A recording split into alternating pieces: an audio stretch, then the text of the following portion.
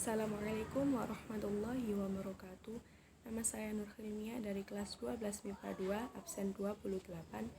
Di sini saya akan menjelaskan sedikit tentang fikih bab 2, yaitu tentang kedudukan Islam yang tidak disepakati, khususnya yaitu membahas tentang mazhab Sahabi. Di sini yang akan kita bahas adalah pengertian dari mazhab Sahabi, pengertian sahabat, macam-macam mazhab Sahabi, kehujahan mazhab Sahabi, dan yang terakhir adalah kedudukan mazhab Sahabi. Oke, kita akan membahas satu persatu. Yang pertama, kita akan membahas tentang pengertian. Menurut ulama Syafi'i, mazhab Sahabi ialah pendapat sahabat Rasulullah SAW tentang suatu kasus di mana hukumnya tidak dijelaskan secara tegas dalam Al-Quran dan Al-Sunnah Rasulullah. Yang kedua, menurut ulama fikih, mazhab Sahabi ialah pendapat yang dikemukakan oleh seorang atau beberapa sahabat Rasulullah secara individu tentang suatu hukum syara yang ketentuannya tidak terdapat dalam Al-Quran maupun Sunnah Rasulullah. Dan mazhab Sahabi sendiri memiliki pengertian yaitu pendapat hukum para sahabat secara keseluruhan tentang suatu syara yang tidak terdapat dalam Al-Quran dan Sunnah, di mana pendapat para sahabat tersebut merupakan hasil kesepakatan di antara mereka. Untuk yang kedua, selanjutnya kita akan membahas tentang pengertian sahabat. Sahabat adalah setiap muslim yang melihat Rasulullah SAW walau sesaat. Dan ada 3 para ahli hadis yang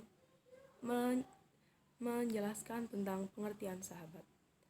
Menurut Sa'id bin Al-Masih, sahabat adalah orang yang tinggal bersama Nabi Muhammad SAW 1 tahun atau 2 tahun bersamanya dan ikut serta dalam perang 1 atau 2 kali. Untuk pendapat yang kedua, menurut Al-Jahiz, sahabat adalah orang yang berkumpul bersama Rasulullah dalam waktu yang cukup lama serta menimba ilmu dari Rasulullah. Dan pendapat yang ketiga, menurut Ibnu Jabir. Menurut Ibnu Jabir, sahabat adalah setiap muslim yang bertemu Rasulullah SAW, beriman kepadanya dan meninggal dalam keadaan Islam. Untuk selanjutnya, kita akan membahas tentang macam-macam mazhab Sahabi. Untuk yang pertama, perkataan sahabat terhadap hal-hal yang tidak termasuk objek ijtihad.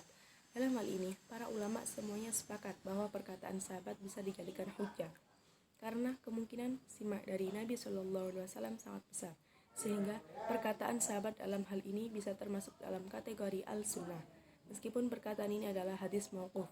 Contohnya, perkataan Ali bahwa jumlah mahar yang terkecil adalah 10 dirham. Dan yang kedua, perkataan sahabat yang disepakati oleh sahabat yang lain. Dalam hal ini, perkataan sahabat adalah hujjah karena termasuk dalam kategori ijma'. Dan untuk yang ketiga, perkataan sahabat yang terbesar di antara para sahabat yang lainnya dan tidak diketahui ada sahabat yang mengingkarinya atau menolaknya. Dalam hal ini pun bisa dijadikan hujjah karena ini merupakan ijma' sukuti. Bagi mereka yang berpendapat bahwa ijma' sukuti bisa dijadikan hujjah. Dan kita akan membahas tentang kehujahan. Kehujahan adalah kekuatan yang mengikat untuk dijalankan oleh umat Islam, sehingga akan berdosa jika meninggalkannya, sebagaimana berdosanya meninggalkan perintah Nabi Muhammad SAW. Dan maksud kehujahan di sini adalah kekuatan yang mengikat untuk dijalankan oleh umat Islam, sehingga akan berdosa jika meninggalkannya, sebagaimana berdosanya meninggalkan perintah Nabi. Ada 3 contoh mazhab Sahabi, antara lain, pertama, kasus pembagian warisan, nenek mendapat bagian 1/6. Untuk yang kedua, pendapat Utsman bin Affan tentang hilangnya sholat Jumat apabila bertepatan dengan Idul Fitri dan Idul Adha.